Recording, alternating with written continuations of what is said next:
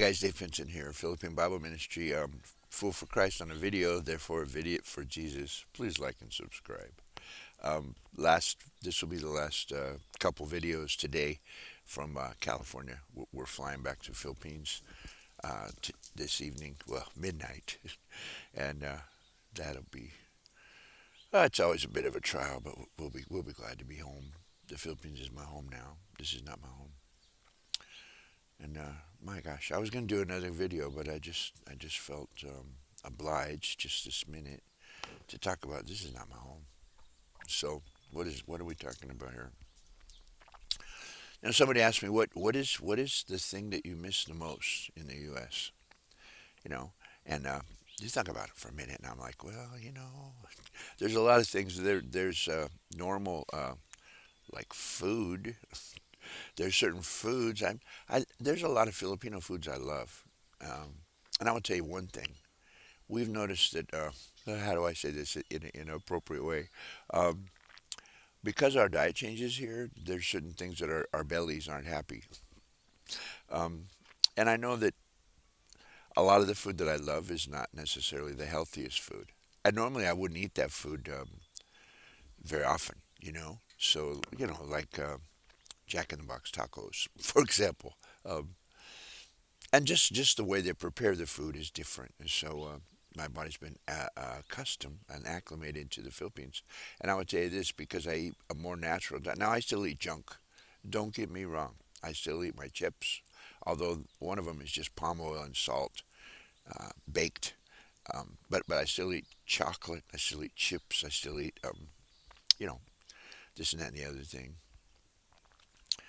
But mostly my diet's a lot better, and the good news is I don't have any prescription medication. Well, I'm prescribed to take a whatever it is, baby aspirin. I guess it's called a lower dose aspirin every morning as a blood thinner, and I do that, but it's more of a precaution. I'm like borderline, whatever that means. So my diet has changed, but you miss foods. Anyway, that's I don't know. You miss foods, and so we have our favorites. Last night was our. There goes the sprinklers.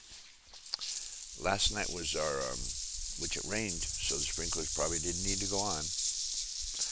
Sorry, distraction, squirrel. So last night I went to Cocina del Charo. It's a Mexican restaurant. It's my favorite only because I love the enchiladas. There's so much good Mexican food here. In my opinion, sorry to my people in Texas and New Mexico and Arizona. Southern California has the best Mexican food, and maybe that's just because I'm used to it. And I had my enchilada. It was shredded beef enchilada. It was amazing, and my false teeth can handle it. It's really cool. Anyway, so you miss the food. So what else do you miss when you're over there? I said, well, you miss the people. You know,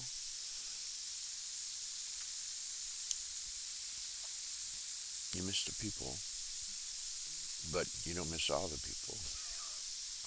There's things about here that I will never miss, and am really happy that I don't live here. And nothing personal in California, but forget the politics aside, the people here,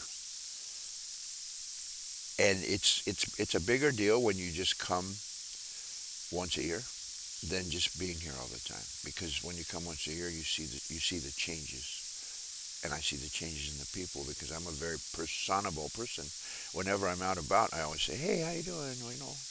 I always do. I always talk to people, and I'm very outgoing, and sometimes I talk about Jesus, and it's always like please and thank you and excuse me, and what I noticed the other day, well, it's a few days ago, we went to Costco, and I noticed that I was saying please and thank you and excuse me, and the people were so glad. They were so happy. Even my wife said the same thing, and the people just their face kind of lit up. Because what I noticed was no one was doing that, and everybody has this look on their face, and everybody's like Walking Dead or something, and it's so sad.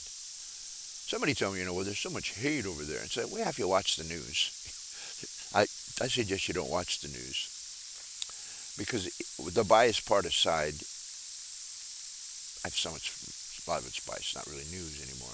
But take that out of it. they're only going to show you the bad stuff. So and then you assume, well, this is happening. You know, there's 50 people over here protesting and bad things are happening, and but then everywhere else in the city is calm and quiet. You know, but yeah, the people don't seem alive. And then it occurred to me this time for sure that this is not my home. My home is in the Philippines because that's where my heart is. Where your treasures are, your heart will be, and where your heart is your home. And then the reason I'm doing this little video is that wasn't planned is because well my real home is with the Lord, right?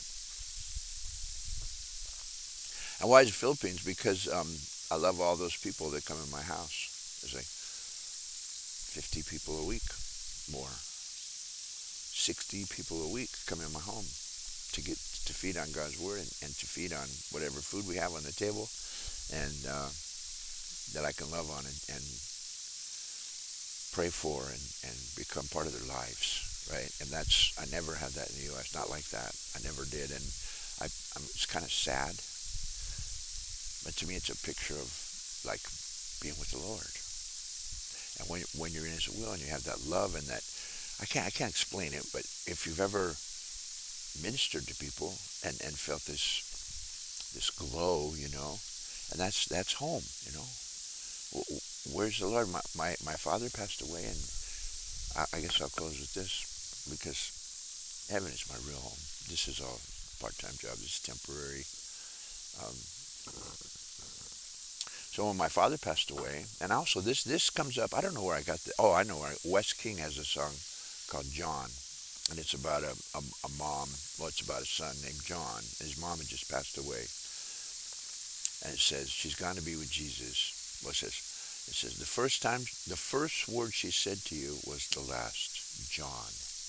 In other words, when she saw him when he was born, she spoke his name, John. And when she died, she also spoke his name. But then that's just kind of cool. But then the best part that I always say, if I ever am at a funeral or celebration of life or a memorial, whatever you want to call it, you call it whatever you want. I'm not scared of the word funeral, and I'm fine with the word celebration. You know, you obviously can't be somber. You can't not be sad when someone passes. So you can't say, well, everybody just be happy. You know, and you also can't just be sad. You know, if they're with the Lord, you can't. If they're not with the Lord, you could be double sad. But the line from the song that I love, he's gone to be she's gone to be with Jesus, or in my father's case, he's gone to be with Jesus. How do I know that? Well, his salvation story. He got saved when he was 85 years old a couple years ago. He's got to be with Jesus, but with Jesus in your heart, he can't be far away. And that's my little and I don't know if so far I haven't had I've said that a few times, and so far I haven't had a lot of people come back and say, "Wow, I never thought about that." But hopefully we're planting seeds. But you know, the point of the matter is, he's gone home, and home is in your heart. That's why I don't really care that much about going to Israel, the Holy Land. I know it's a big deal. I understand all that. I live in the real world. I understand Israel's the Holy Land. Jesus walked there. There's a history of Moses, and there's all kinds of amazing. It's Bible land, right? I understand all that. That's good, and I would go if I ever had, if I ever accomplished the things the Lord wants me to accomplish, and the things in my life, and I had da da da, and I had money, but I don't have that kind of money. So, and I'm not really. It doesn't. Why? Because heaven is in my heart. The Lord is in my heart. You carry your home with you. That's why it's called everlasting life and starts now. So that's what I got about that. God bless you guys. Ta-ta for now.